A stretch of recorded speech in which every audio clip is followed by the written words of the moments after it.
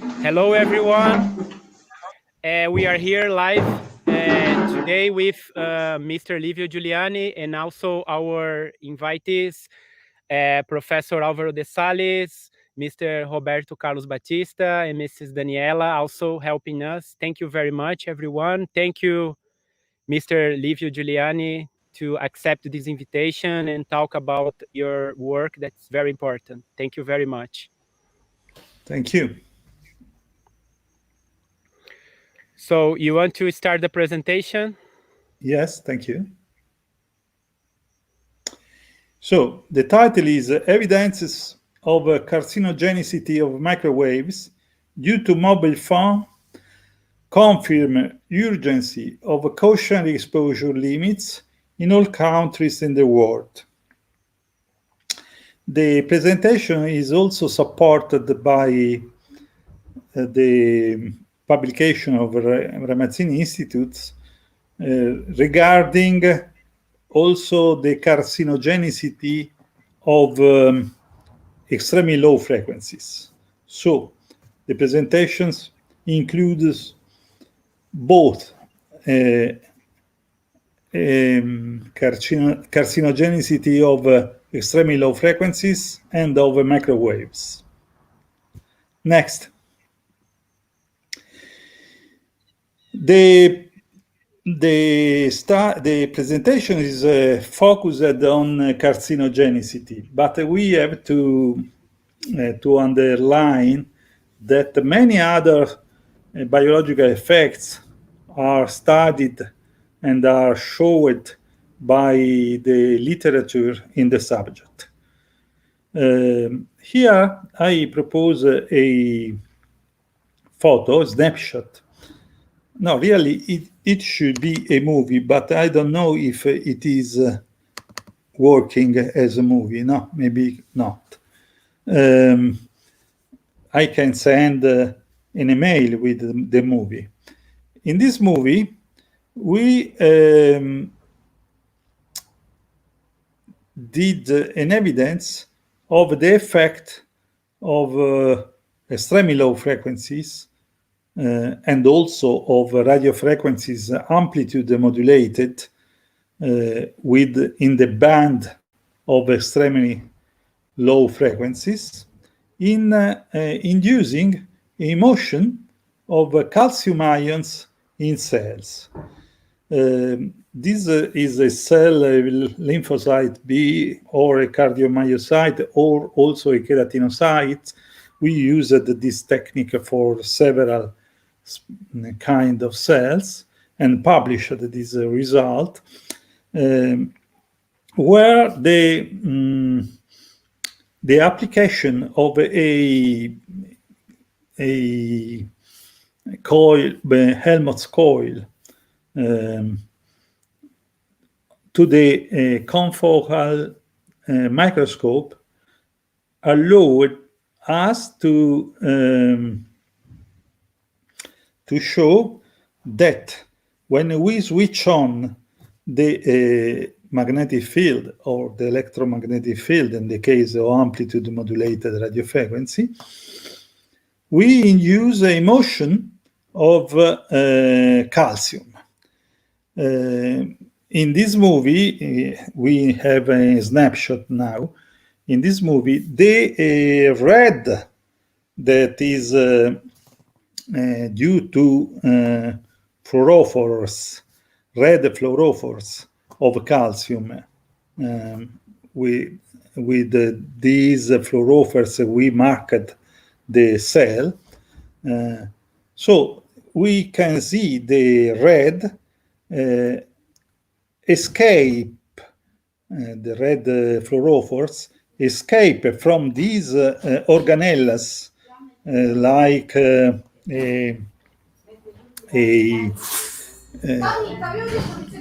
mitochondria here and other organelles to move inside in the cytoplasm with a centrifuge motion toward the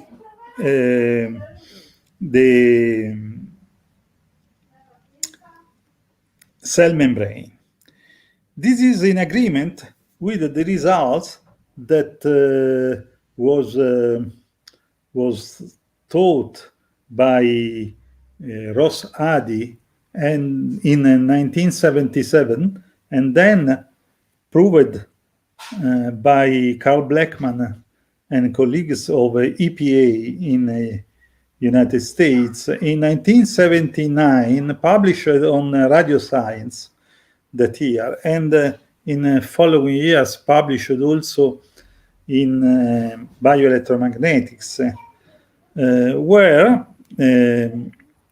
Carl Blackman showed that electromagnetic fields in the both extremely low frequencies between 0 and 50 Hz and radio frequencies amplitude modulated in the band of extremely low frequencies are able to induce a motion of calcium in cells in such a way that he found in the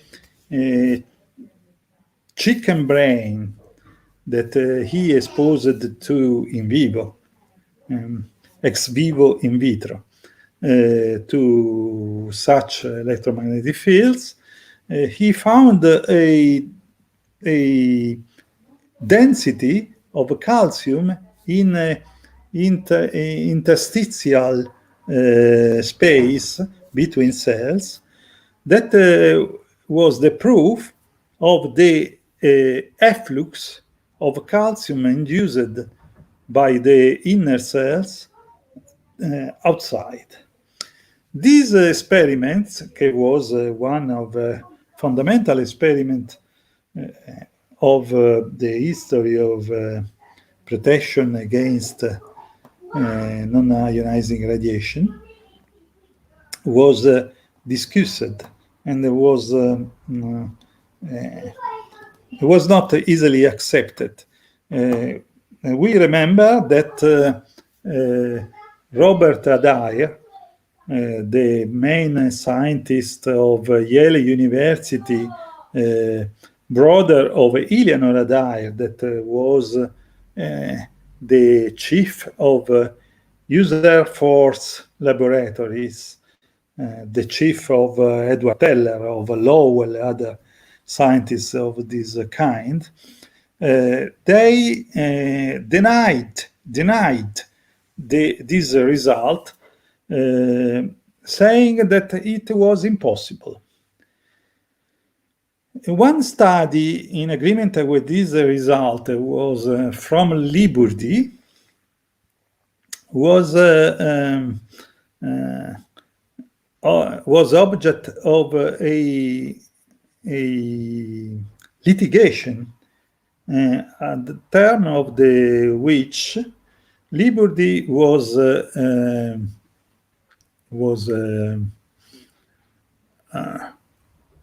rejected. He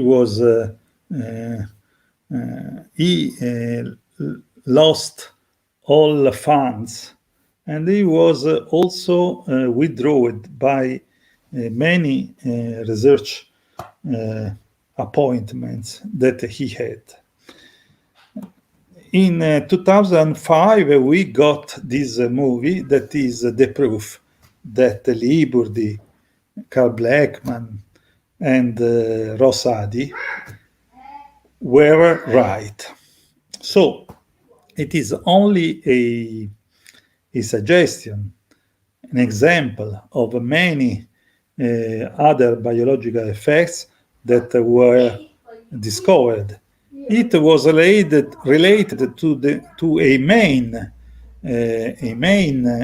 biological effect, the disturb of the calcium pump, that is one fundamental pump of cells live, and many other. And I remember that between them, Martin Pall, who discussed all the consequence in terms of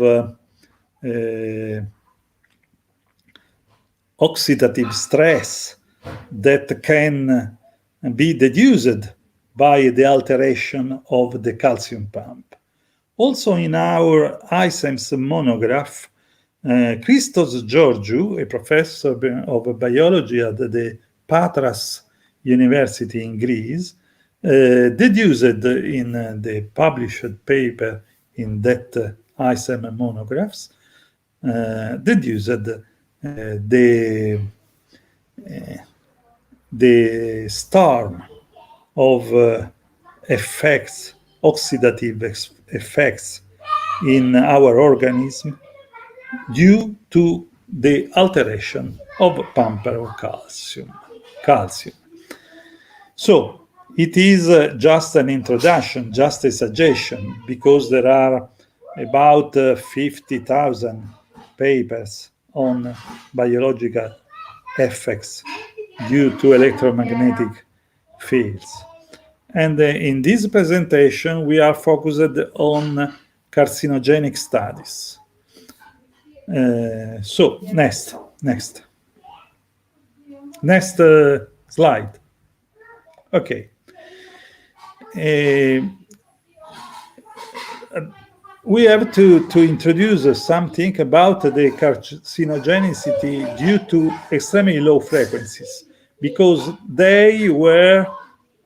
this carcinogenicity was yearly ascertained by WHO, International Agency for Research of Cancer, that has the headquarters at Lyon in France. This assessment was back to 2001. Carcinogenicity in humans, and it was published in this monograph on the side of the slide, of the left of the slide. That is the monograph number 80 of IARC.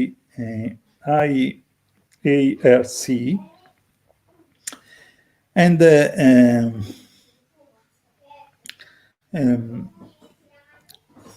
in this monograph, they report that the carcinogenicity in humans is due to limited, is evidenced by limited evidence in humans due to extremely low frequency magnetic fields in relation to childhood leukemia.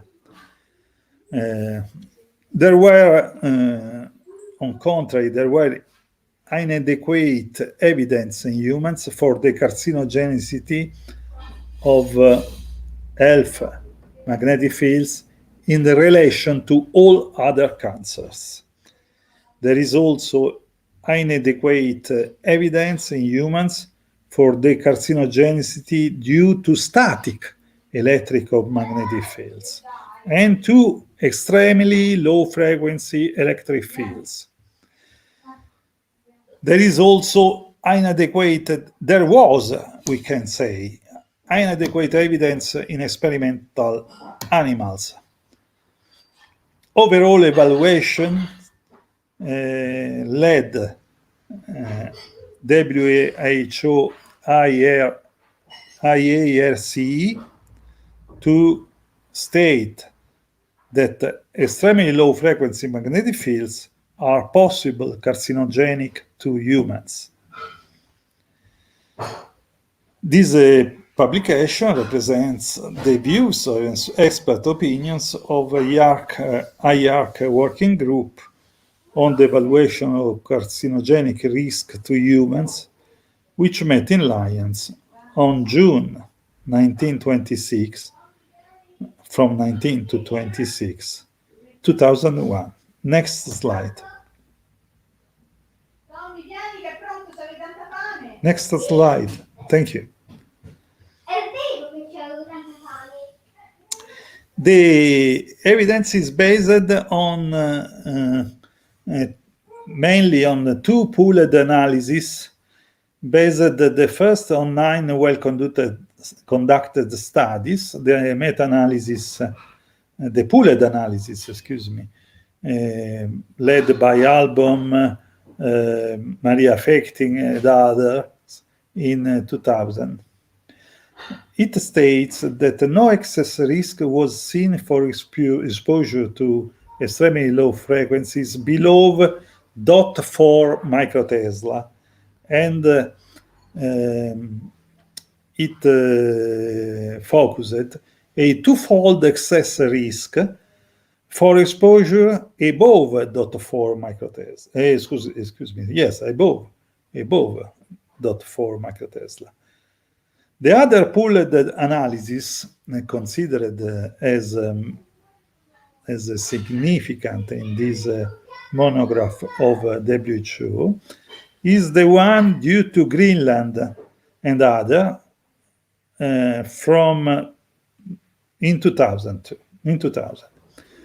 It included 15 studies based on less restrictive inclusion criteria and used 0.3 microtesla as the highest cut point. A relative risk of 1.7 for exposure above 0.3 microtesla was reported. The difference with the two pooled analysis, the one of Albom and the one of Greenland, is very small, because the difference is only in the fact that Greenland included more studies and got in statistical evidence of carcinogenicity at 0.3 microtesla, but the relative risk was lower, 1.7 instead of 2.0. So we can conclude, and WHO concluded, that the two pooled analyses are consistent one with the other. So next slide. Next slide, please.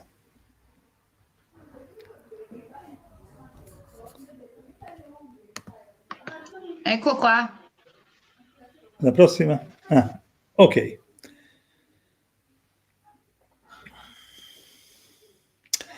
In the same monograph, they are reporting about animal carcinogenicity due to ELF magnetic field exposure.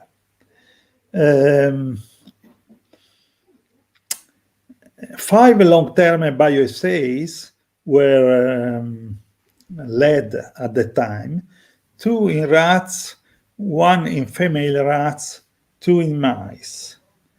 4 of them provided no evidence. 1 of them found an increased incidence of thyroid C-cell tumors, adenomas and carcinomas in male rats without a dose-response relationship.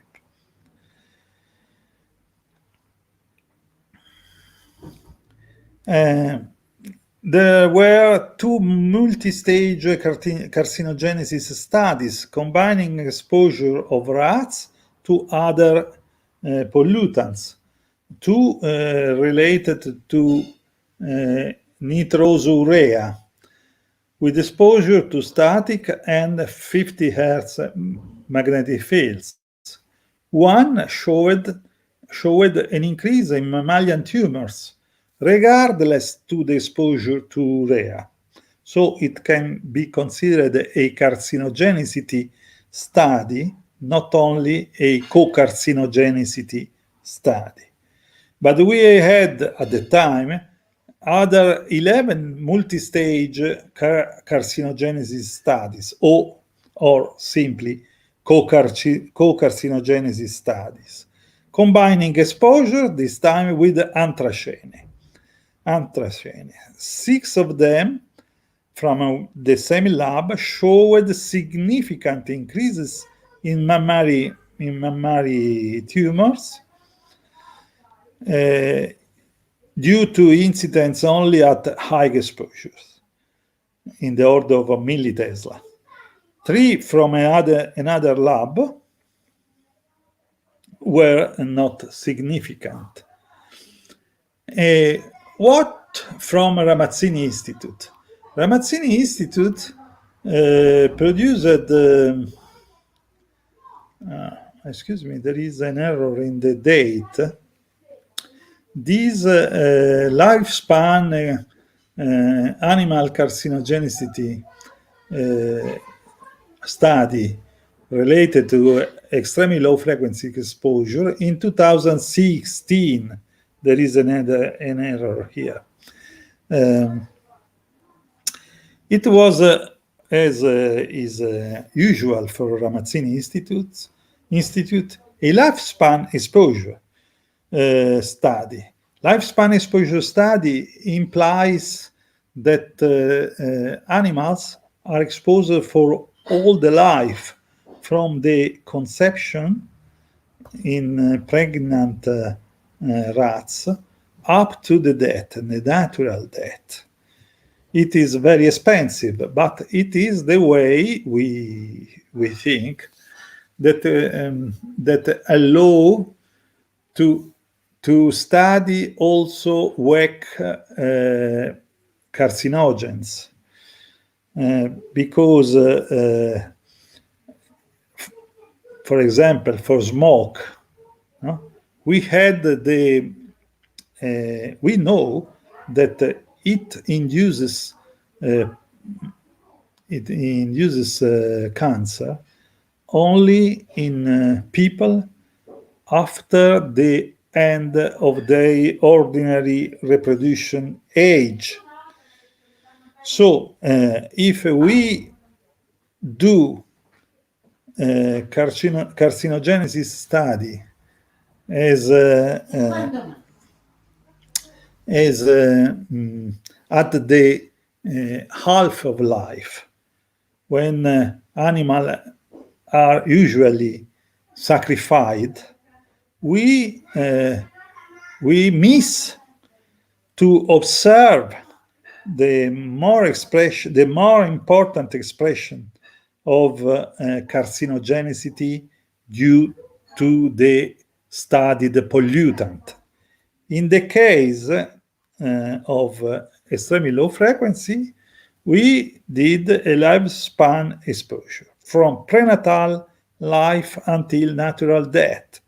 An exposure to sinusoidal 50 Hz magnetic field that is close to the 60 Hz magnetic fields that is used in the United States, in America, at the dot 2 and at 1 millitesla, combined to 1 gamma ray shot at 0.1 gray, one shot at 6 weeks age of animals. The results of the study show the statistically significant carcinogenic effects for the mammary gland in males and females, and a significant increase in the incidence of a malignant schwannomas of the heart, as well as increased incidence of lymphomas, leukemias in males, with respect to the rats only exposed to gamma ray. So, the exposure to extremely low frequency was demonstrated to be a synergic, a promoter of cancer when there is a concurrent cause of cancer. So let's go on.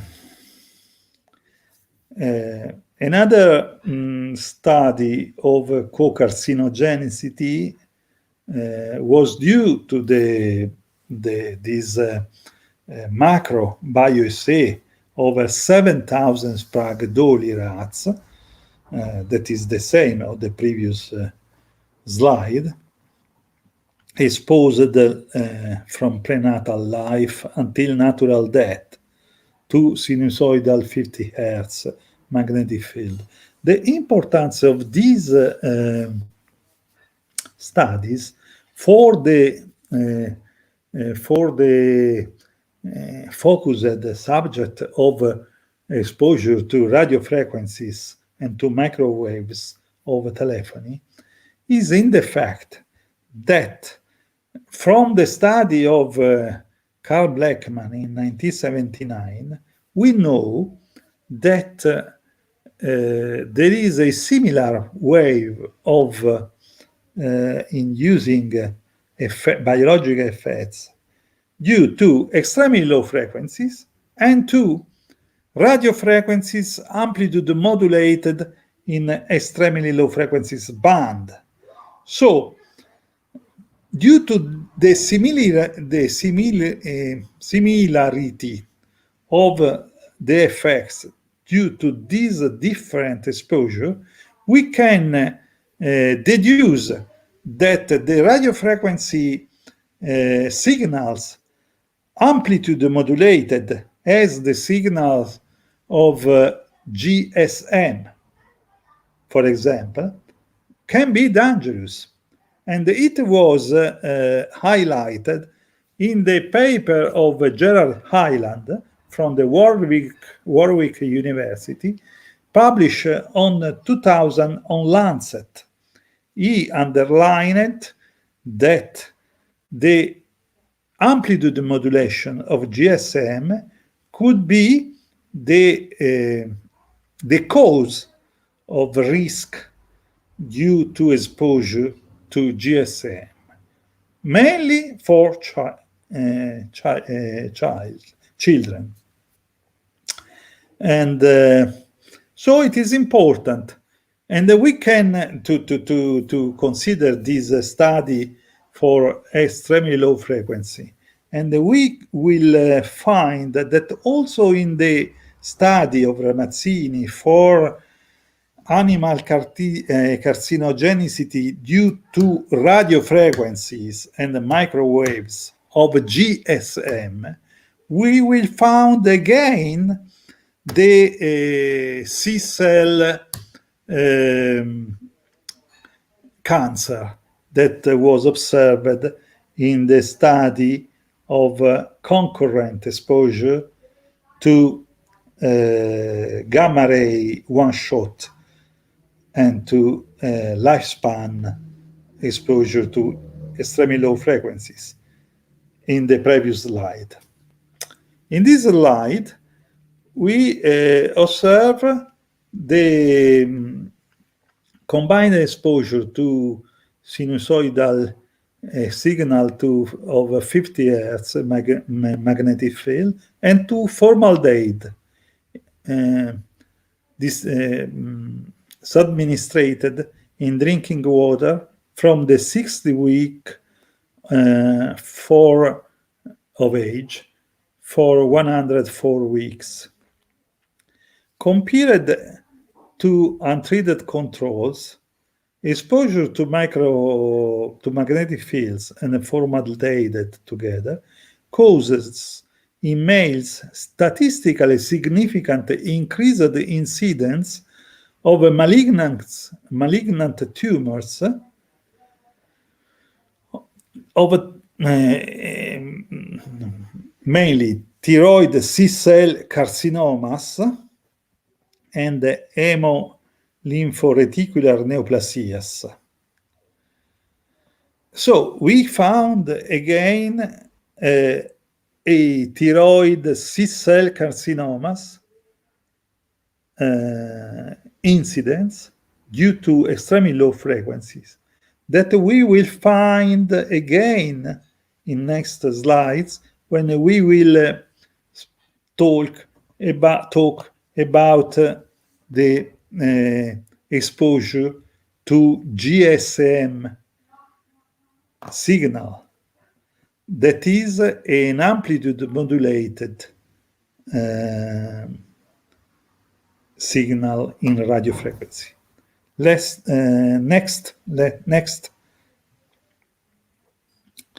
Now we have the report of IARC, the report of IARC of Lyon, related to carcinogenicity in human due to radio frequency radiation, mainly to radiation of a mobile phone.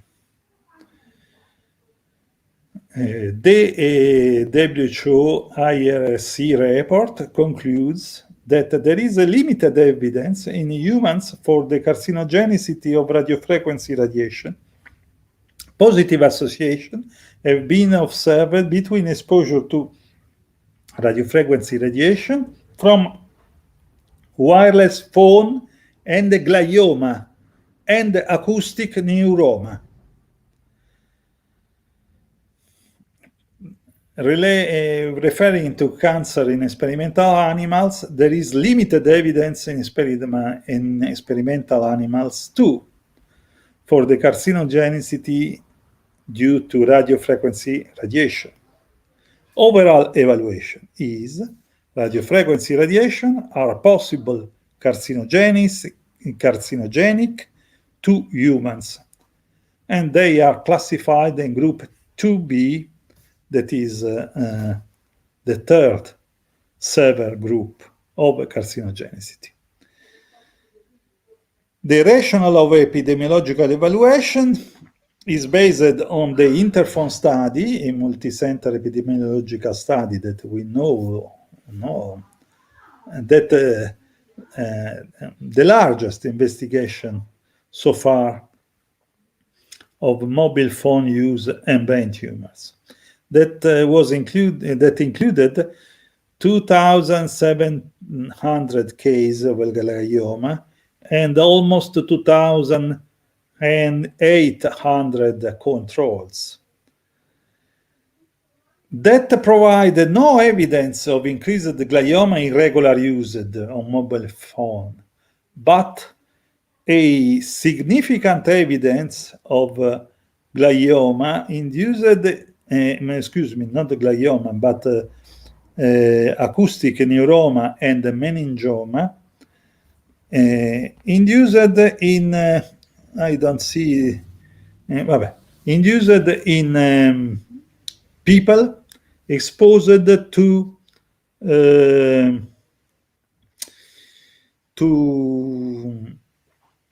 radio frequency GSM for more than GSM and the UMTS, really, the interphone study,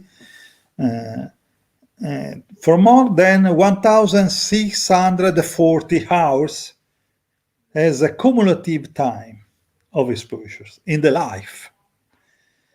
And 1,640 hours is not so much if we take in count the use of the majority of people. Today, when we have the smartphones, in 2011, it was considered as a cutoff for the investigation, really, before the 2011, because the interphone study was led in years between 2004 and 2006. At the time, there was only GSM and the UMTS, and no smartphone. So the time of 164 hours of real communication was considered in heavy use of handy phones, but it is not more and heavy use. And these results were also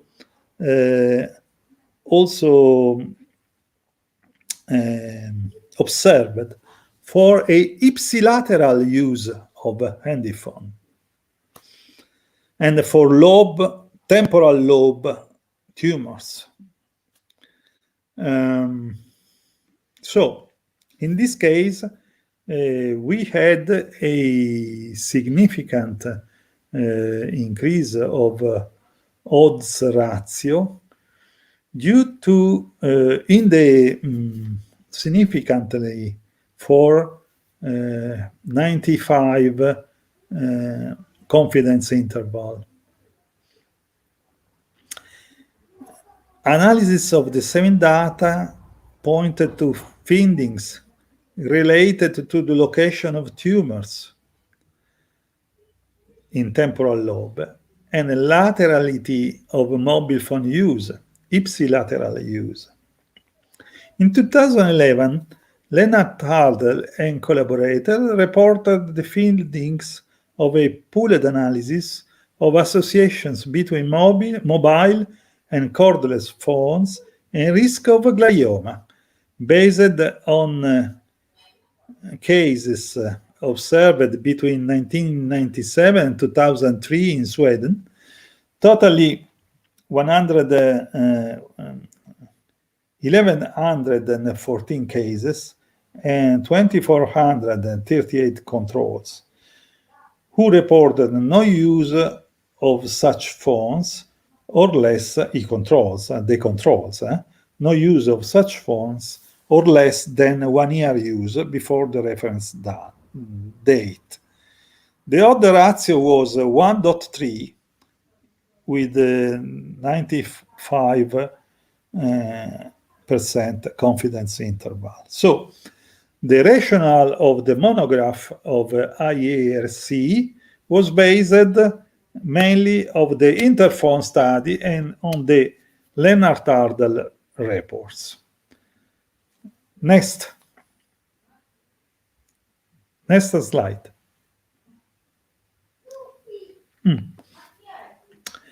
In this paper from Morando Soffritti and me, we analyze the combined conclusion from the 4 large lifespan carcinogenic biopsy conducted on over 7,000 Sprague-Dawley rats, exposed the lifespan to 50 Hz magnetic field, and the 2 large lifespan biopsies conducted on over 3,000 Sprague-Dawley rats, exposed to GSM 1.8 gigahertz signals alone or with one shot of gamma rays. We spoke about the exposure of rats to 50 Hz, and we observed that the early results from the experiment on 1.8 gigahertz GSM alone show a statistically significant increase in the incidence, both the studies, in the incidence of heart malignant schwannoma among males exposed at the highest exposure in the study, that was the exposure to 50 volt per meter. So we have the same effect due to 50 Hz and to 1. gigahertz GSM, because 1. gigahertz GSM is an amplitude modulated signal with a spike every 4.35 Hz.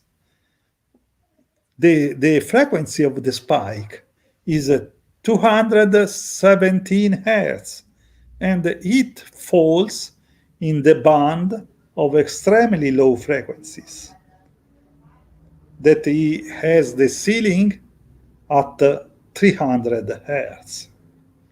So the GSM is a combined signals.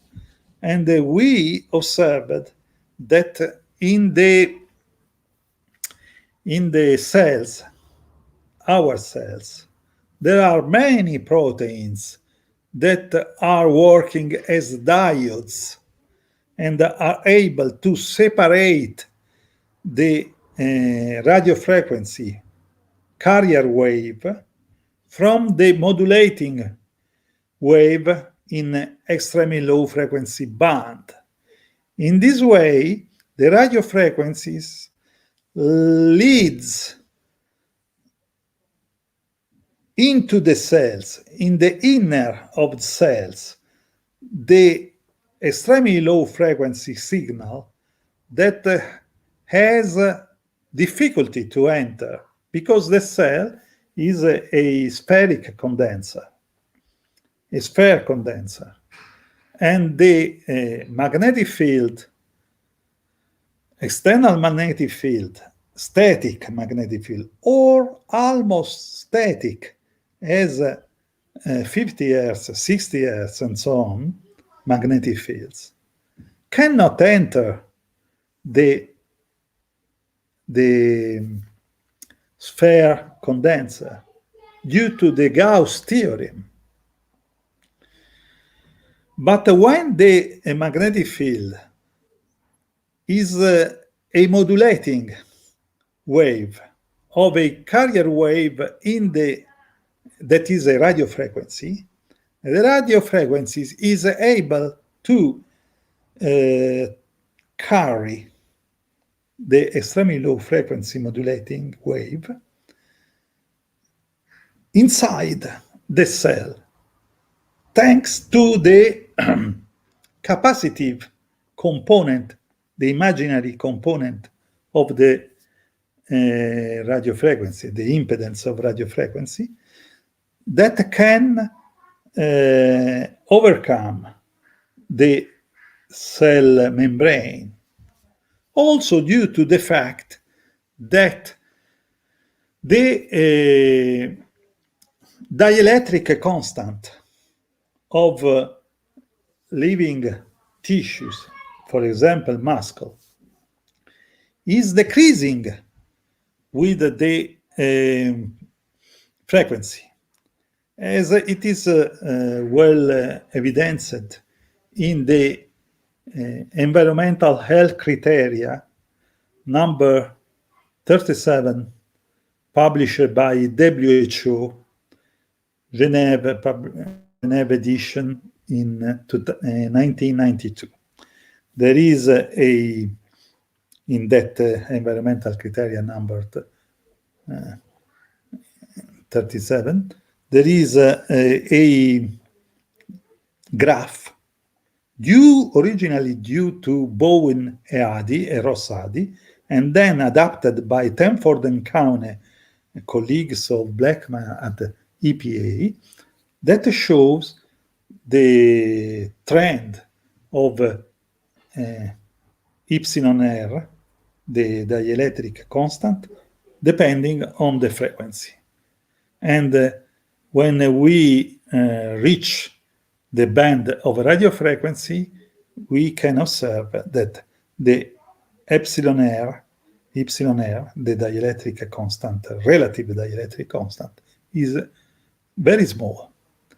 That is the reason why carrier waves modulated with extremely low frequency are able to lead the extremely low frequency magnetic field inside the cell, even if the extremely low frequency alone had the difficulty to penetrate the cell membrane due to the condenser properties. And maybe it is the reason for why we find the same result in exposure to 50 Hz magnetic field and in the exposure to 1.8 gigahertz GSM with reference to schwannoma. that is a rare cancer due to cells of Schwann that are surrounding the heart muscle. Next.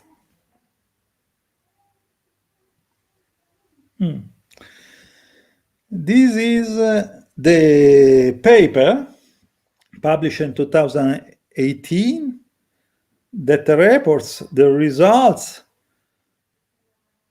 of Ramazzini Institute large lifespan study related to exposure to GSM 1080 megahertz signals alone. So a study of carcinogenicity, not a study of co-carcinogenicity. The study of carcinogenicity was also led, but we had not yet the results. We concluded the biophase, the exposure of animals, but we have not yet the anatomopathology reports or analysis of tissues exposed, of exposed tissue, excuse me. So this study reports the results of an exposure to GSM signal, higher GSM signal, at 50 volt per meter, that is 6.63 watt per square meter.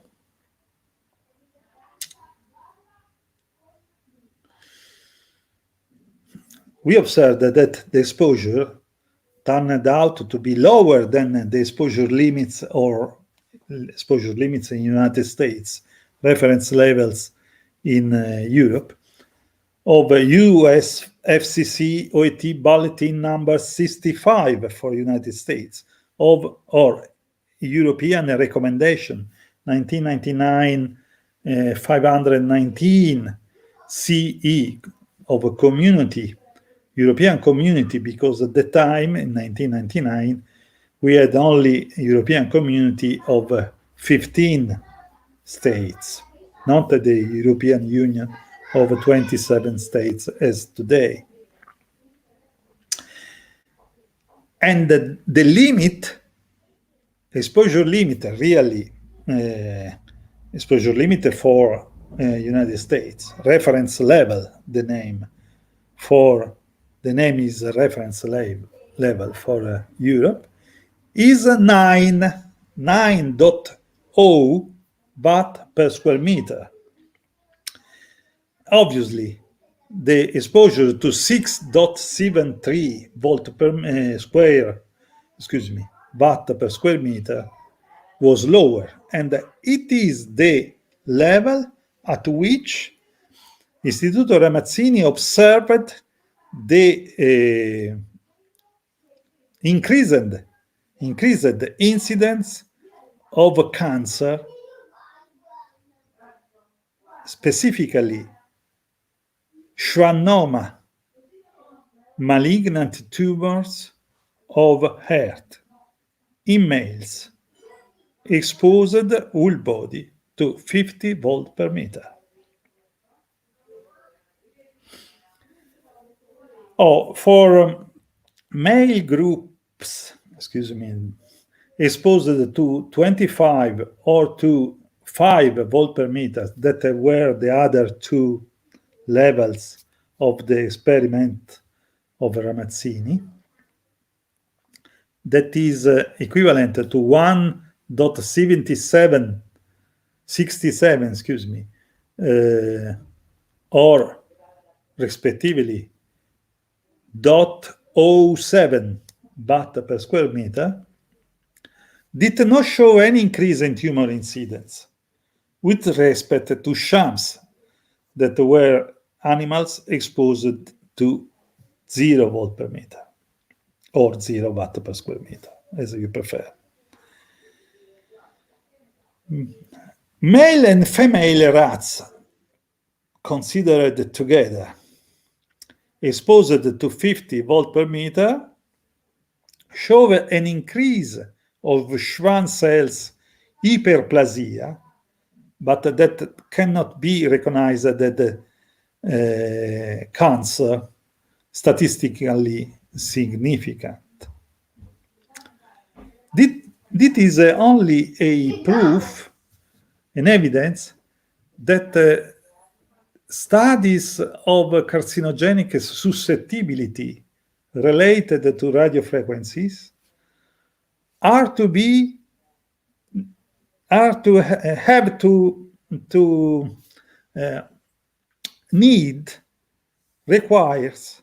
require many animals.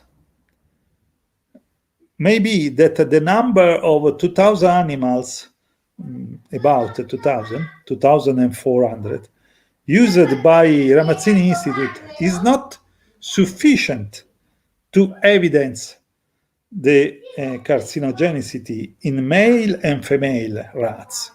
Only in male rats we observed that. And maybe that the same experiment led on 10,000 animals could provide the statistical significance also for exposure of female rats when the exposure was to 50 volt per meters. But in the case, let us think to the incidence of a carcinogenic pollutant that induces cancer in a population of 10,000 people. If we consider that the use of a smartphone is universal, now has reached more than 5 billion and a half people in the world. Next slide.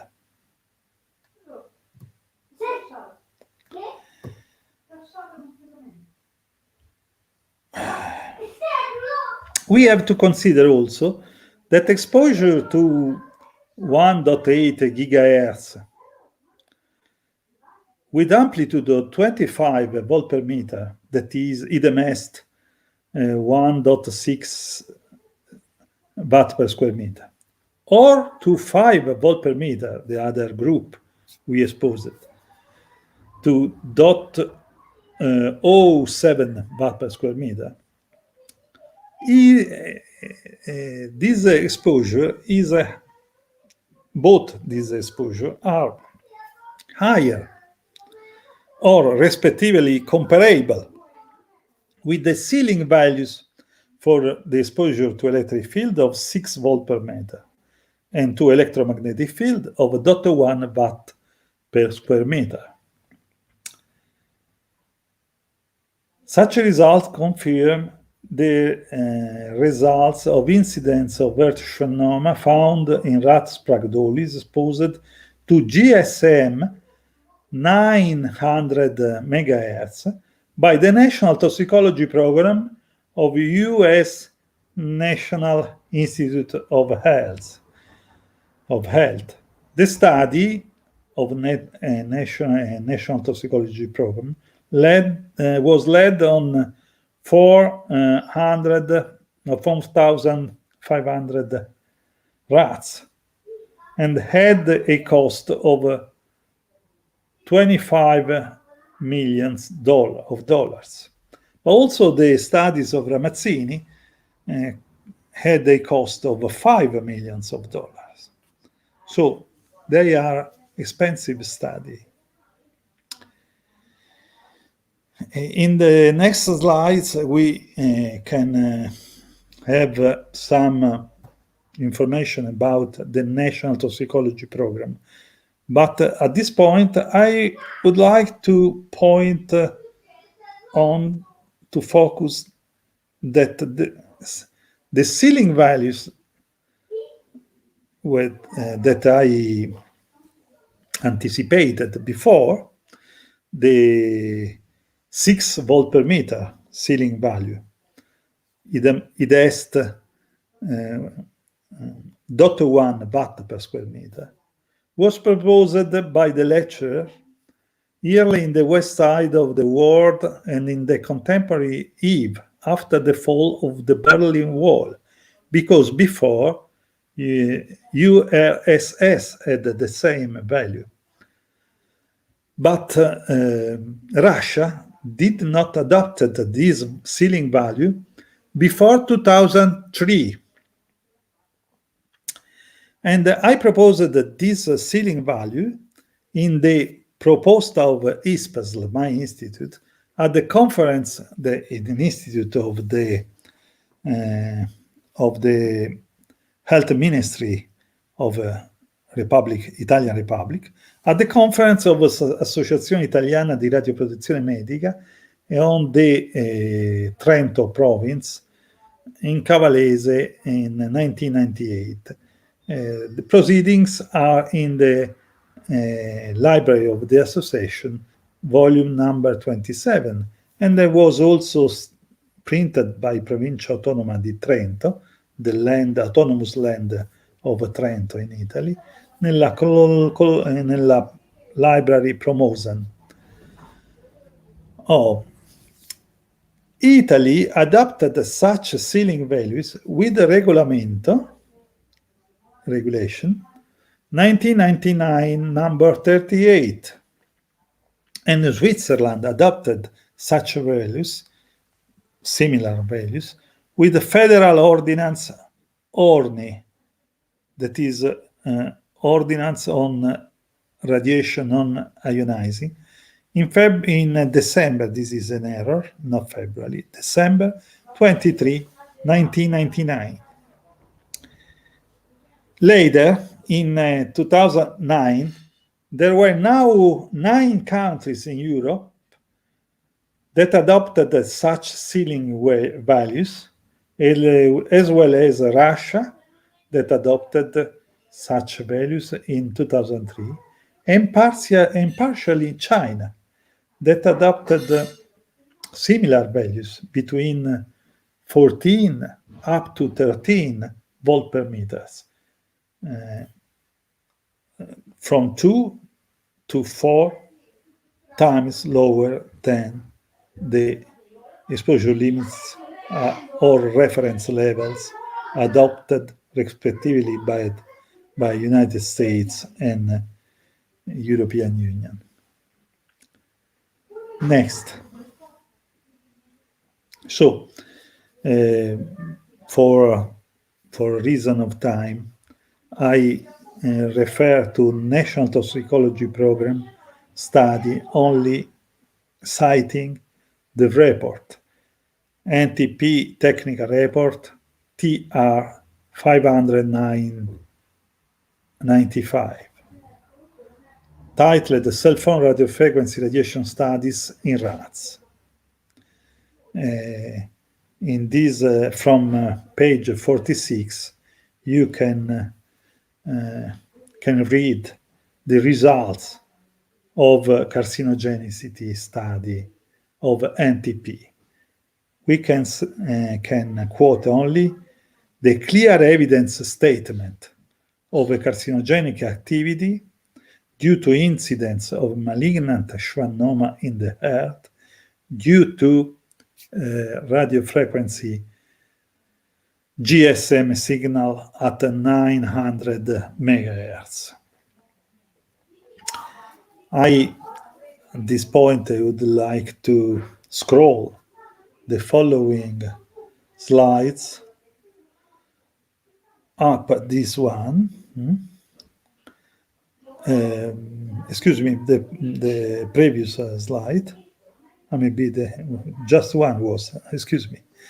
The conclusion of both NTP and Institute Ramazzini studies urge for a revision of exposure ceiling values adopted by USA, European Union, Canada, Australia, and some Commonwealth countries in favor of ceiling values adopted by Italy and other countries in the European Union, Switzerland, Russia, China.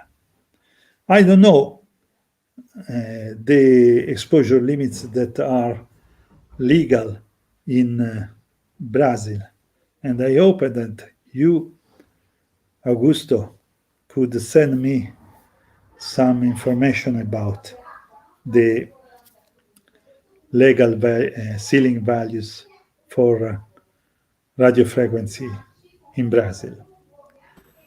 In Brazil, we follow ICNIRP values. So like like many other countries. Say yes. Okay. Between 50 and 60 volts per meter. Okay. So also for you, urge a revision of exposure ceiling values in the direction of the ceiling values adopted by Italy and then Switzerland, other 8 countries like Belgium, Poland, Slovenia in Europe, by Russia and China. Next slide. Next slide. Here there is a slide that compares the exposure limits or reference levels of ICNIRP in the world. The upper slope, the upper curve, is related to the European recommendation. Excuse me. The European recommendation, that is ICNIRP, and Italia, for Italy, we have 2 levels: limits for occasional and short exposure.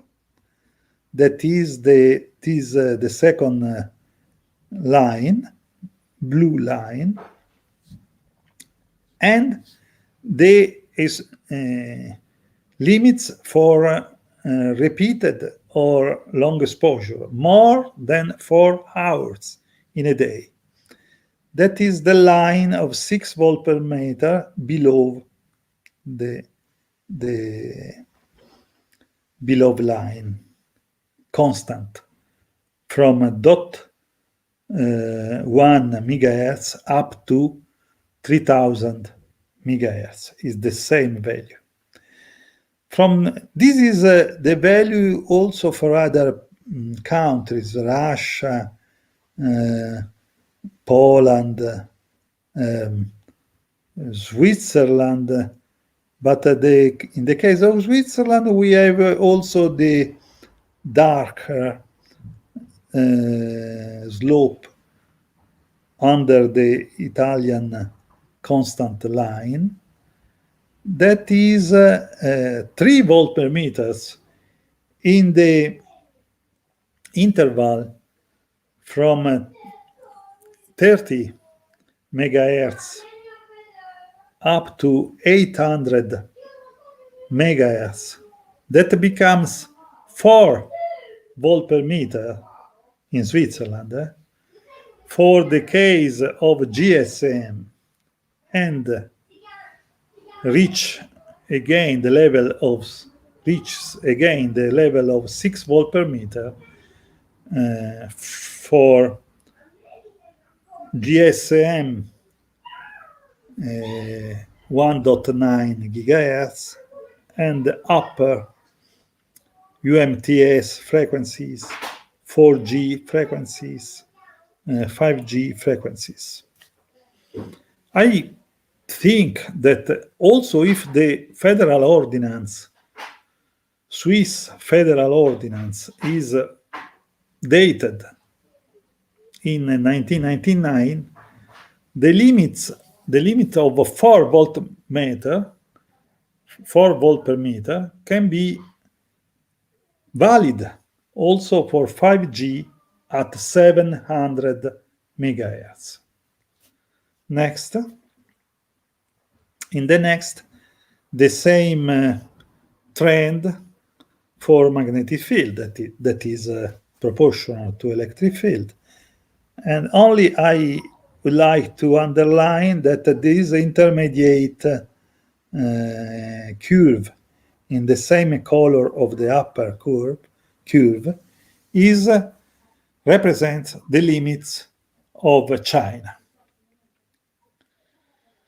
That in the frequency interval, the frequency range between 30 up to 300 megahertz is very close to the line that represents the ceiling values for repeated or not short exposure, valid in Italy, Poland, and other countries in Europe. Next. So, many thanks to Professor Álvaro Augusto de Salles of Universidad de Rio Grande do Sul and to Slow Phone of Porto Alegre for this occasion. Thank you very much. Thank you very much, Professor Livio. It was very, very interesting. I have one question for you about the slide, like one of the first slides you said about the interphone study. Let me see. I think it was in YARC. Yes, YARC monograph number 80. Yes. And they said the interphone study at 2,700 case of glioma and almost 2,800 controls proved no evidence of glioma, but there was evidence of neuroma in meningioma. So only not for all people, only for the heavy users of a handy phone. People who used handy phone for more than 1,640 hours as a cumulative time in the life. Yes. So the other results or conclusions of this study, there are some others that you could point to us on the interphone study that are relevant? In the monograph are quoted the studies, pooled analysis of Lennart Ardel and the colleagues, Carl Carlsberg and colleagues. And now we have the results of Ramazzini, the study on 7,000 rats. So we observed that the co-carcinogenicity of due to extremely low frequency, and also for with reference to exposure to GSM 1.8 gigahertz, we found the schwannoma.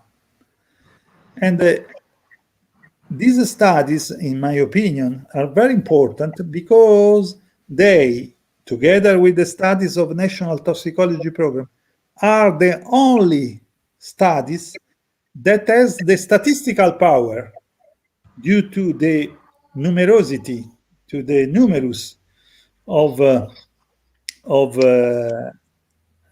animals employed in the study, that was higher than 1,000. That can provide a support to the hypothesis of carcinogenicity that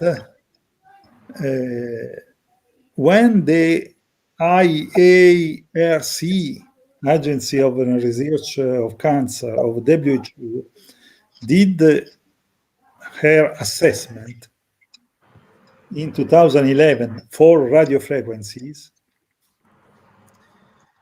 were not available, because this study, the one of a National Toxicology Program, concluded in 2017, but certified by a panel of experts, of external experts, in 2018, and the study of Ramazzini, certified because published in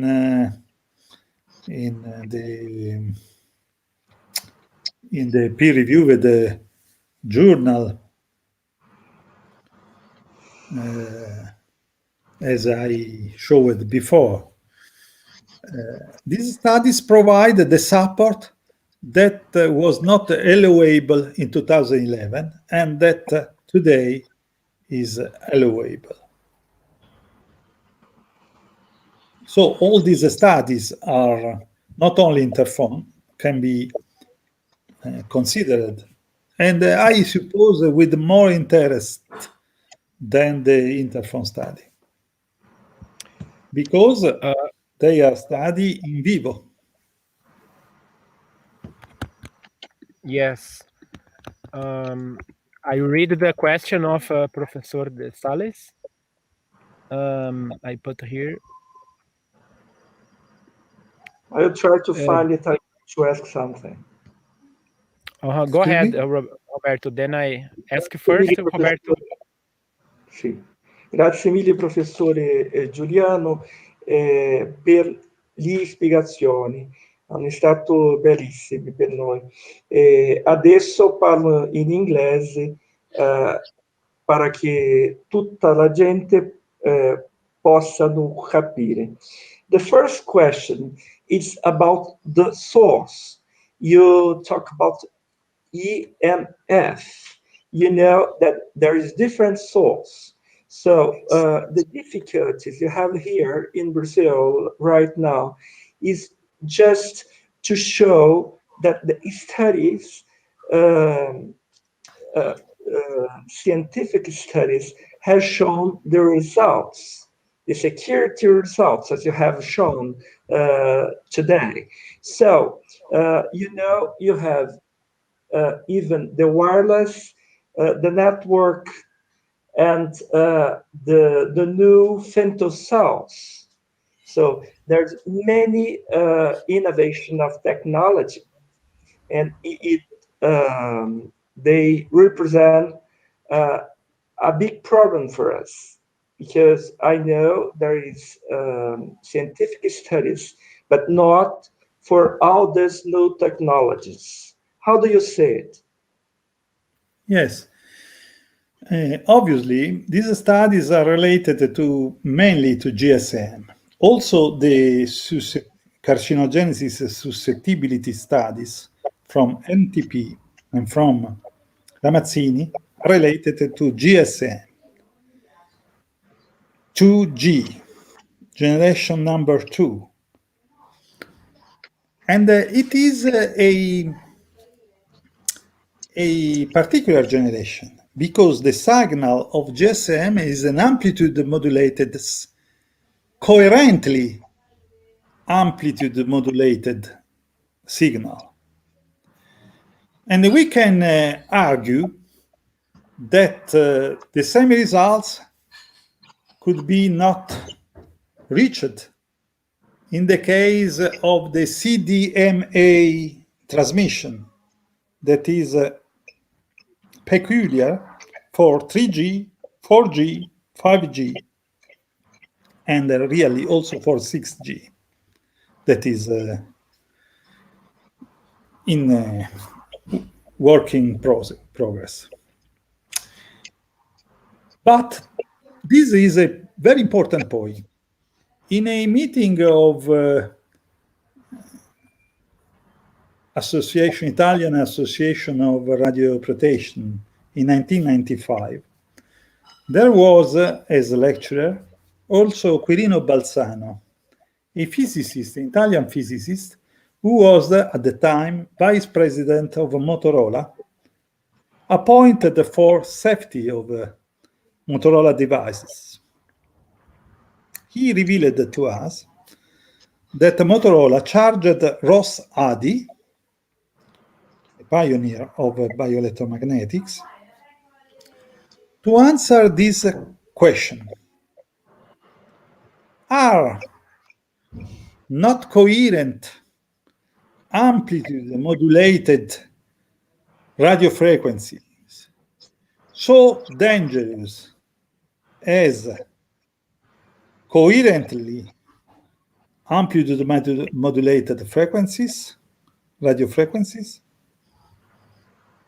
It was a revelation because in four walls, because it was an admission that Motorola had the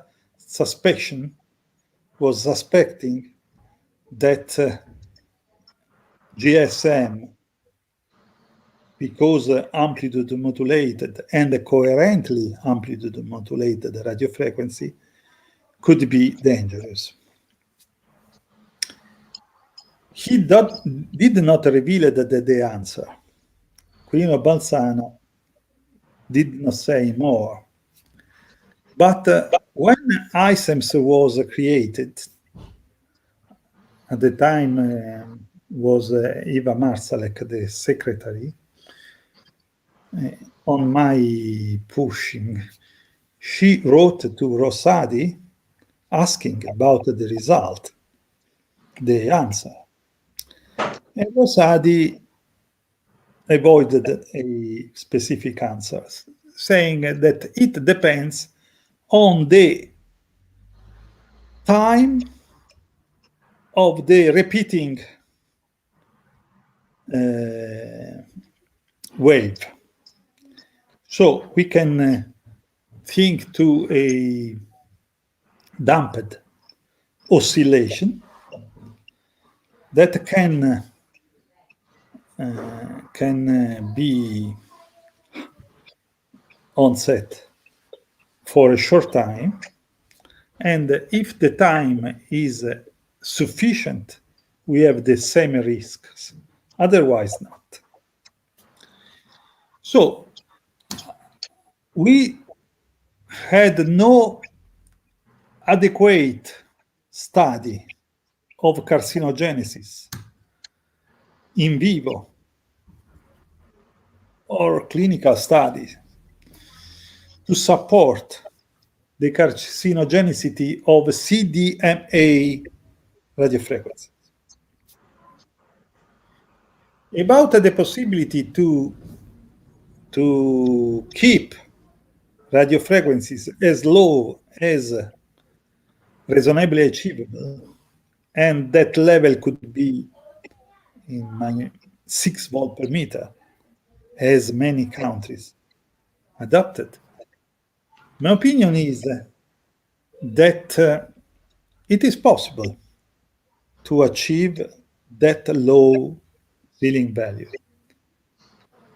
In my career, at the beginning, in 1998, when I was appointed of the control of the limits, exposure limits in Italy, in all Italy, my institute was appointed.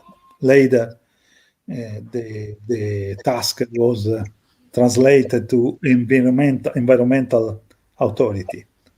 My institute was depending from the Ministry of Health. And until 2003, 2002, and the beginning of 2003, I was appointed of the control in Italy of levels. And I had the evidence, the experience. I experienced that limit was sufficient to develop very good networks. In Brazil, TIM exported his knowledge. In Europe, the second provider, Omnitel, was purchased for 15,000 billions of lire at the time, when some enterprises wanted sold, excuse me,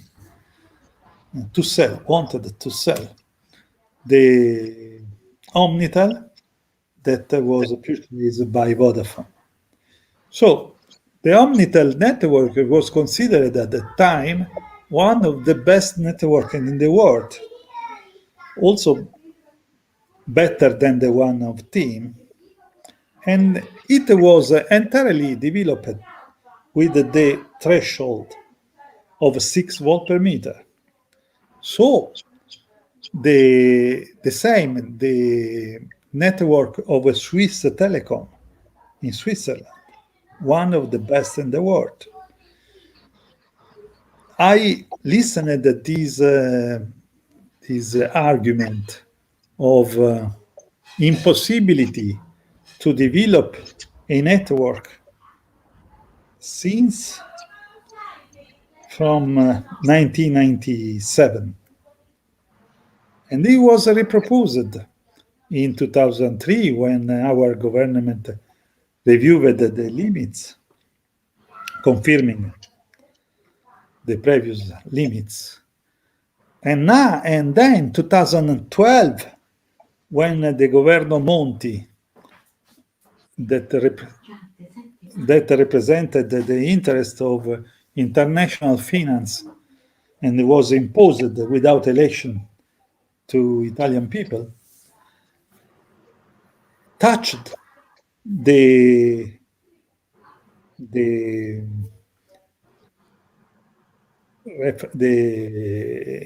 value of 6 volts per meter, but had not the braveness of modify it, only suggested that to evidence an overexposure, we have to do an average on 24 hours. Before it was 6 minutes. So they got a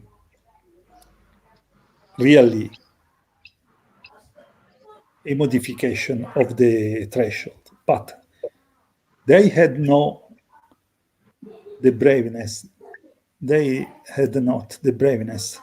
to change the limit. Today there is a confusion of voices that want to change this limit.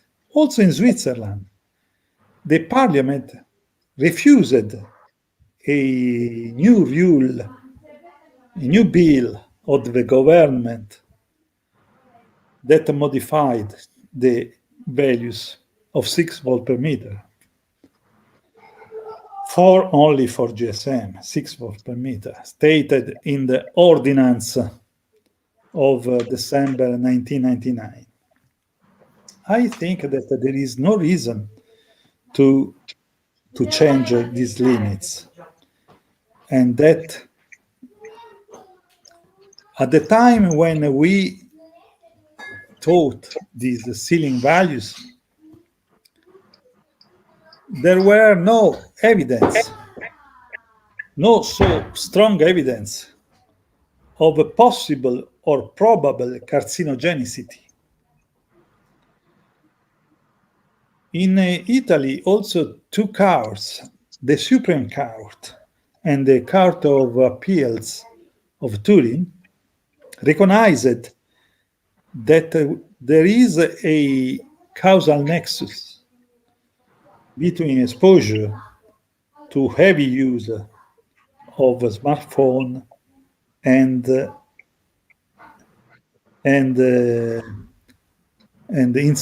incidence of neuroma of cranial nerves. As a reference, there is a consensus document, a position paper, of ICEMS in the address www.icems.eu about the sentence of Italian Supreme Court. So This is my opinion, obviously. I proved that Italian people could have the network of telephony in these 23 years.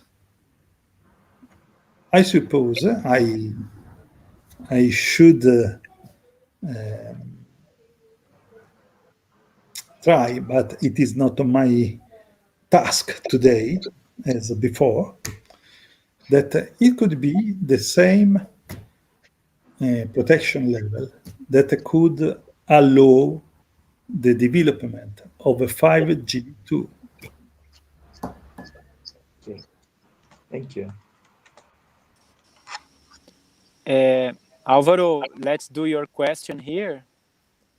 I think the last question, because the time, you sent 2 questions, Álvaro. The first one, the second one. You want I tell the questions or will you read it? You can read. I put in the screen.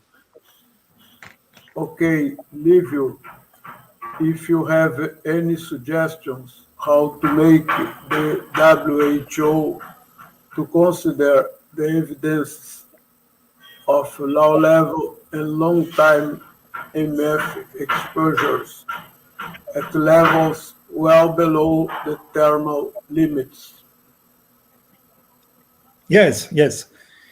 This point is a crucial point. And it is also a curious point, because we have some important in vivo and also clinical studies about the possibility to treat cancer by means of electromagnetic fields.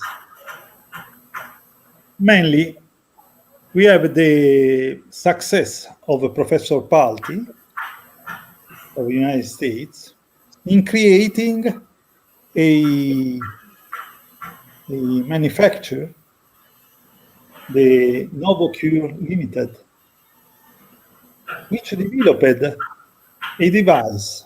The name, the recorded filed name is Optune, optical tune, Optune, that got the authorization of Food and Drug Administration in order to treat glioma and glioblastoma instead of radiotherapy, not as a collateral complementary treatment, but as a primary treatment instead of radiotherapy, also in association with chemotherapy, but instead of radiotherapy. And this result is related to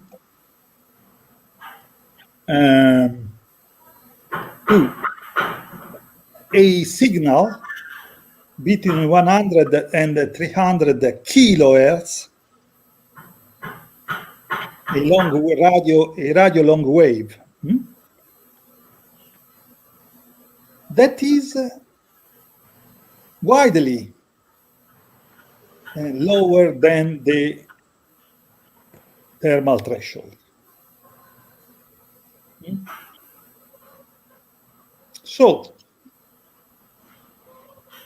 we have this statement from Food and Drug Administration that a device like the Optune that uses non-thermal radio long waves to treat cerebral cancer,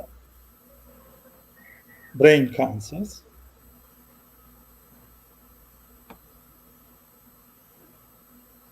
and contemporary, we have the statement, the statement of the criticism of Food and Drug Administration to the National Toxicology Program study, a criticism formulated at the end of 2018 or 2019.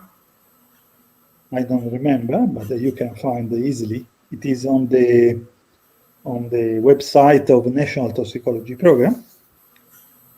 In this statement, Food and Drug Administration says only we cannot be confident in the study of National Toxicology Program because only thermal effects are possible due to not ionizing radiation. It is a curious exercise of double thinking, as the double thinking described by George Orwell in 1984, because both the truths are valid, contemporary. The one that radio frequencies at lower levels than the thermal threshold can treat and induce cancer cells to modify, to be suppressed. And at the same time, the statement that no effect, no biological effect is possible due to non-thermal effects. So it is very standard. But there are many other cases. There are the studies of for the device for the treatment of cancer of Boris Pache, Costa, the Brazilian Professor Costa, and others, Zimmermann from Switzerland. And now also Carl Beckman joined this group of research that showed that the treatment with radio frequency about, I don't remember, 20, 100 megahertz in this band, amplitude modulated with ELF and ULF, ultra low frequency signals, are able to reduce the hepatocarcinoma in vivo and in clinical, in vitro and in clinical study. They did a clinical study in 2011 and published the result, successful result, in the number of August of 211 of the British Journal of Cancer. In November or December, the editor underlined this result, saying, "Oh, hello, did you observe this result that they were able to treat successfully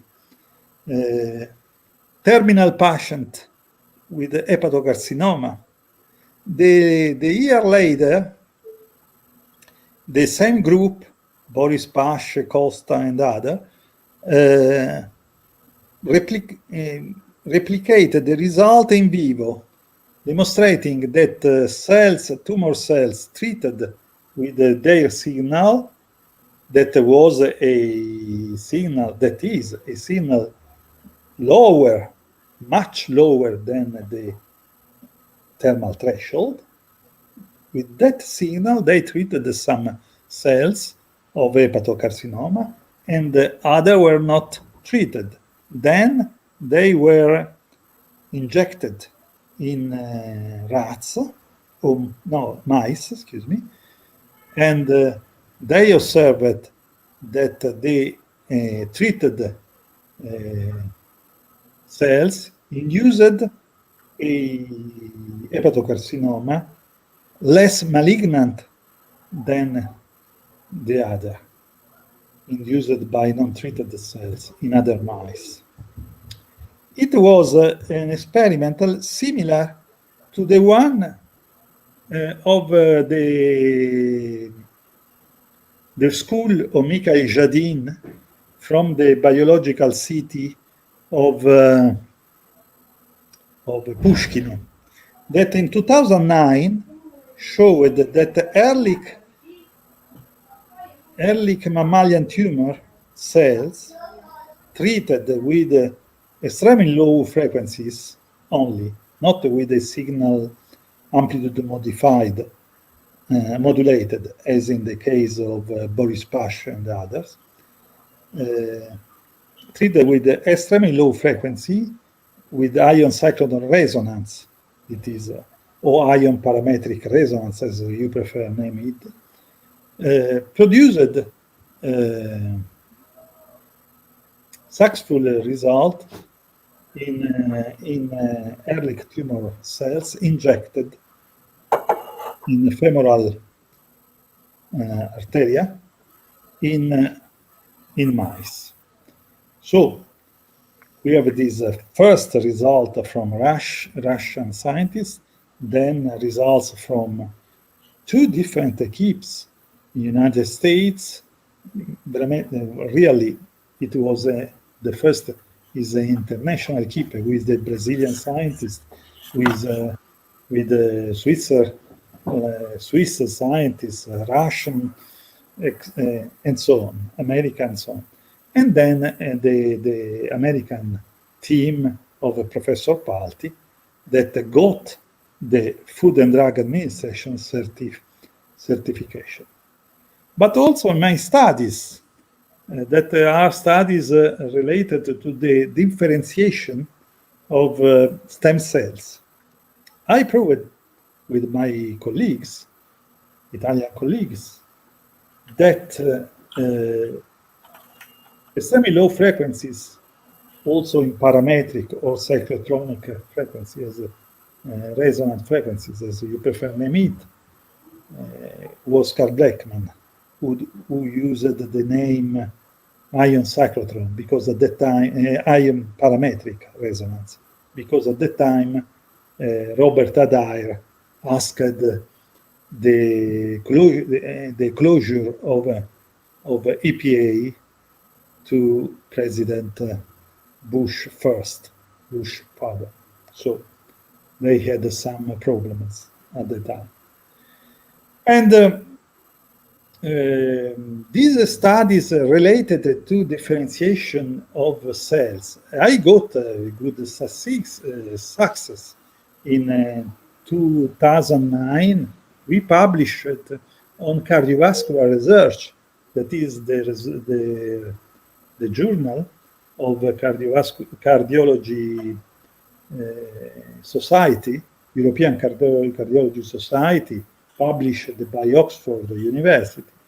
And we published the result got with very, very weak magnetic fields. Only 50 nanotesla at frequency of 7 hertz. So a frequency very, very far from the ionizing frequencies, and a weak intensity, very, very weak compared with the intensity of health threshold. And we can also indicate the results of the Russian school from Pushkin about the treatment of Parkinson and of Alzheimer by means of extremely low frequencies, and so on. Also, we provided the scientific theoretical basis to prove that not ionizing radiation not ionizing in air or in ether, in empty space, but in water, for example, they are no more not ionizing. There are mechanisms, as the ion cyclotron resonance, that induces ionization, for example, of glutamic acid, as proved by Mikhail Jadin in 1994 in Russia, and then at the University of Colorado with Frank Barnes, Pergola, he demonstrated that a zwitterion, that is a neutral molecule, but it is an electric dipole. A zwitterion, like the glutamic acid, at 3 pH, in a solution at 3 pH, in an aqueous solution at 3 pH, can induce ionization, can be ionized by a weak 50 nanotesla frequency of 7 Hz. So it was discussed. Robert Adair wrote a paper in 2006 saying that it is impossible, but we answered that there is a paper in 2007 signed by Mikhail Jadin, by me, and by Frank Barnes from Colorado University, that answers to Robert Adair, showing that it is possible, really. It is a consequence of the quantum physics of quantum molecular physics of water that had a systematic exposition in the book of our theoretical physicist Giuliano Preparata in 1995. The book is, the name is easy, is Quantum Electrodynamics, Quantum Electrodynamics, Coherence in Matter. And it deduces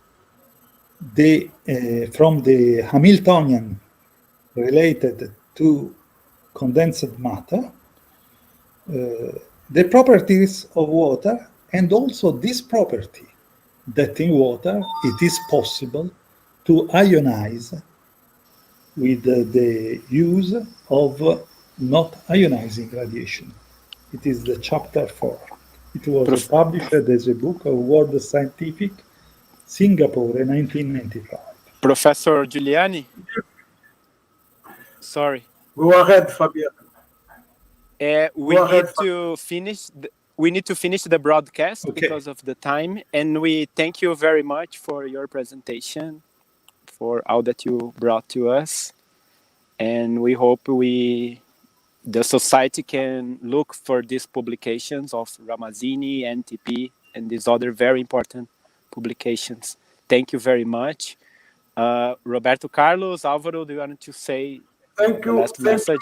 Livio, and you are very welcome. And we will make another live with you, and then you will be able to continue to explain all these experiments and all these results. Thank you very much. Thank you, Alvaro, for your kindness and the kindness of your colleagues here. Thank you very much. I am very grateful to you. Thank you. You are very welcome. Have a nice time, and we will repeat this. Thank you. Yes. I hope to come again in Brazil, in Porto Alegre. Okay. Maybe. Thank you. You are welcome. Ciao. Ciao, bye. Ciao.